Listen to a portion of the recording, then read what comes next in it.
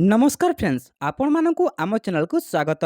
आज वीडियो रे आमे जानिबा जे आपनक पाखरे गोटे आधार कार्ड निश्चित भाव थिबो तो से आधार कार्ड रे को बैंक लिंक हेकी अछि बा आपनकर आधार लिंक टा को बैंक रे अछि आपण केमिति निजर मोबाइल सहायता रे देखि परिबे कोन होई थाइ ना कालिया योजना पीएम किसान योजना जे कोन से गवर्नमेंट योजना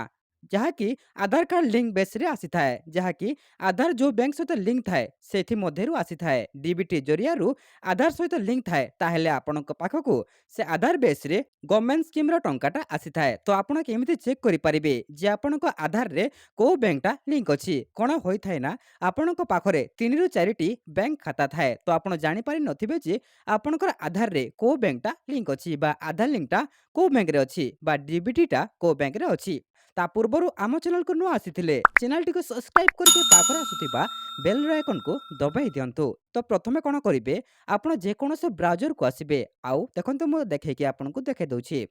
जे कोनसे गुटे ब्राउजर को आसीबे एवं गूगल को आसी साला परे आपण एठी सर्च करिवे यूआईडीएआई देखंतु यूआईडीएआई बोली आपण सर्च करिवे सर्च कला पर देखंतु एमिति ऑप्शन आसी जिवो प्रथम ऑप्शन रे आपण क्लिक कर देबे जो ऑप्शन टा आसीछि तापर देखंतु एठी आपणकर सिलेक्ट करनबार अछि लैंग्वेज टा तो आपण कोन करिवे इंग्लिश लैंग्वेज को प्रथमे सिलेक्ट कर देबे सिलेक्ट कला पर आपणक पाखरे एमिति ऑप्शन टा खोली जिवो तापर तलको टिके स्क्रॉल करिवे स्क्रॉल कला पर देखंतु कोन ऑप्शन अछि देखंतु एठी गोटे ऑप्शन अछि चेक आधार स्टेटस एठी आपण क्लिक कर देबे जेमिति सेठी आपण क्लिक करछंती आपणक पाखरे एमिति ऑप्शन खोली जिवो तापर ए प्रथम ऑप्शन जो लॉगिन अछि सेठी आपण क्लिक कर देबे क्लिक कला पर कोन हेबो देखंतु एठी देखंतु एंटर योर आधार नंबर आउ तले अछि एंटर कैप्चा माने आपणक प्रथमे आधार नंबर दे देबे और कैप्चा भरि देबे कैप्चा माने ए जो ऑप्शन अछि ए चारि पांचटी जो ऑप्शन अछि ए ऑप्शन टाको देखिकी एठी आपणको फिल करनाबार अछि मु सेमिते फिल करिकि आपणको देखाइ दउछि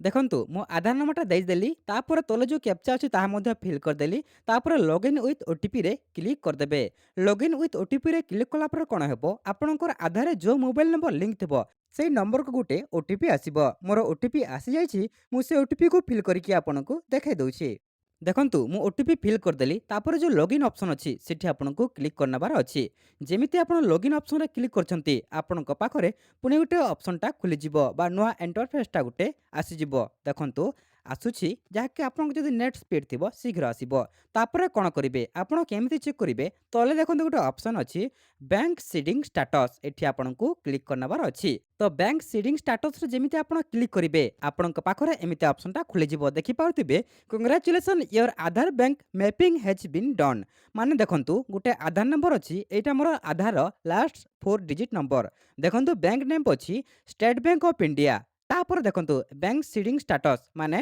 मोर बैंक सीडिंग हेछि एई स्टेट बैंक सांगरे एवं एक्टिव मध्ये अछि लास्ट अपडेट डेट जो अछि 11/12/2015 रे मोर आधार सहित बैंक लिंक हेकी अछि तो आपण एमिति साहाय्य आपण देखि पारेबे एवं जदि आपणकर किछि नथिबो बा क्लोज थिबो बा डीएक्टिवेट बा किछि थिबो तो आपण कोन करिवे आपण जो बैंक थिबो आपणकर आधार कार्ड एवं बैंक पासबुक एवं पासपोर्ट साइज फोटो धरिकी आपणक बैंक शाखा को जिवे बा ब्रांच पाखो को जिवे एवं कहिबे मोर आधार लिंकटा करि दियंतो बोली आपण कहिबे बा केवाईसी फॉर्म देकी मध्य आपण आधार लिंकटा करि पारिबे आपणक बैंक संगरे तो एमिति साहाय्य आपण करि पारिबे जदि वीडियोटी भल लागिला भिडियोटी को लाइक करके आम चैनल को सब्सक्राइब कर देबे।